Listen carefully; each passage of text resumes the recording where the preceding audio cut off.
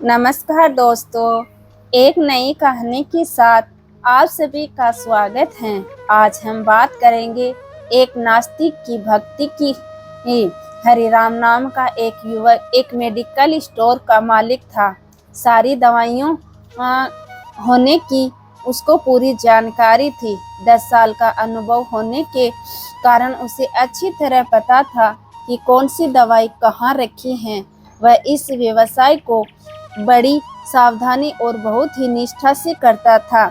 उसकी दुकान में बड़ी भीड़ लगी रहती थी। वह ग्राहकों को उनकी दवाइयाँ बड़ी सावधानी और समझदारी से देता था, परंतु उसे भगवान पर कोई भरोसा नहीं था। वह एक नास्तिक था।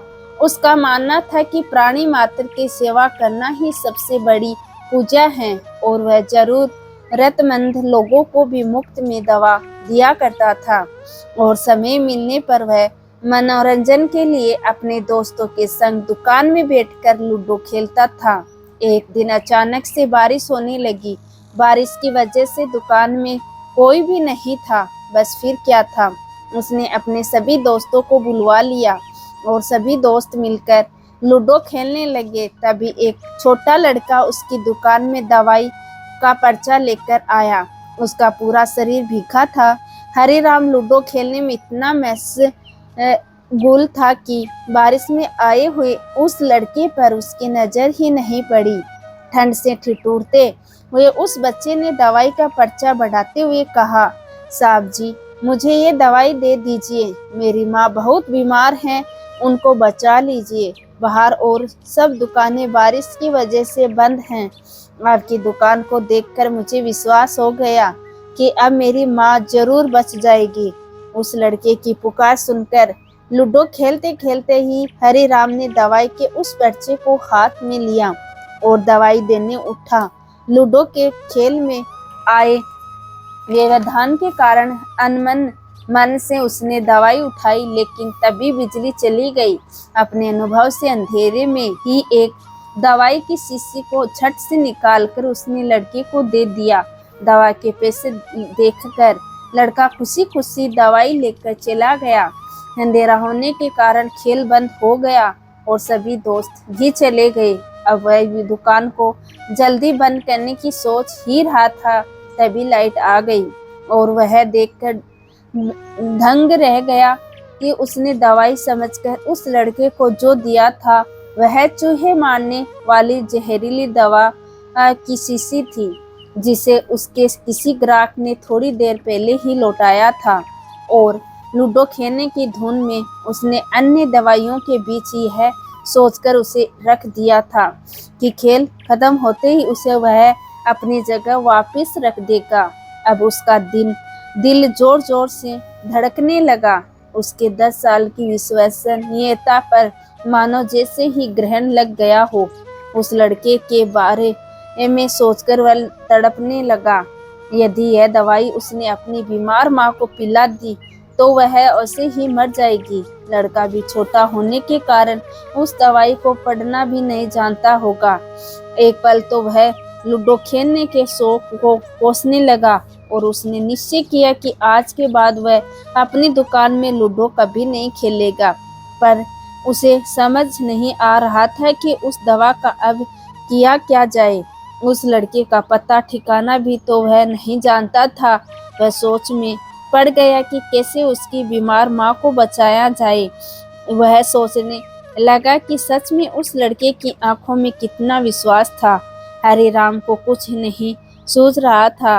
घर जाने की उसकी इच्छा अब ठंडी पड़ गई। दुविधा और बेचैनी ने उसे घेर लिया था। घबराहट में वह इधर उधर देखने लगा।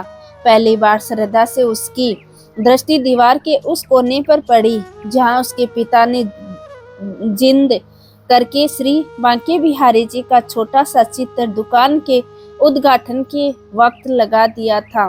पिता से हुई उस दिन की बहस में हरिराम के पिता ने हरिराम से कहा था कि अगर तुम इन्हें ईश्वर की तरह नहीं पूजना चाहते तो तुम्हें इन्हें एक शक्ति के रूप में जरूर पूजना चाहिए।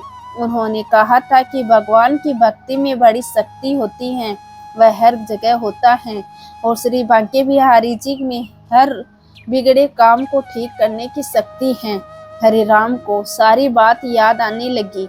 उसने कई बार अपने पिता को भगवान की तस्वीर के सामने हाथ जोड़कर आंखें बंद कर कुछ बोलते हुए देखा था। उसने भी आज पहली बार दुकान के कोने में रखी श्री बांके बिहारी जी की तस्वीर को देखा और आंखें बंद करके दोनों हाथों को जोड़कर वहीं खड़ा हो गया। थोड़ी देर बाद वह छोटा लड़का दुकान में फिर से आया। हरिराम बहुत बेचैन हो गया। क्या बच्चे ने माँ को दवा समझकर जहर पिला दिया? इसकी माँ मर तो नहीं गई? हरिराम का रोम रोम कांप उठा। पसीने पहुँचते हुए उसने धीरे से कहा, क्या बात है बेटा, अब तुम्हें क्या चाहिए? लड़के की आंखों से पानी गिरने लगा। उसने रुकते रुकते कहा, बाबूजी, बाबूजी, माँ को बचाने के लिए मैं दवाई की शीशी लिए मैं भागा जा रहा था। घर के निकट पहुंच भी गया था और पानी भरा था और मेरा पांव फिसल गया। दवाई की शीशी गिरकर टूट गई। क्या आप मुझे दूसरी दवाई की शीशी दे सकते हैं? हरिराम हक्का बक्का रह गया। क्या ये सचमुच श्री बांके बिहारी जी का चमत्कार है? हाँ हाँ, क्यों नहीं, हरिराम ने चैन की सांसें लेते हुए कहा। लो, यह दवाई लो, पर मेरे पास पैसे नहीं हैं।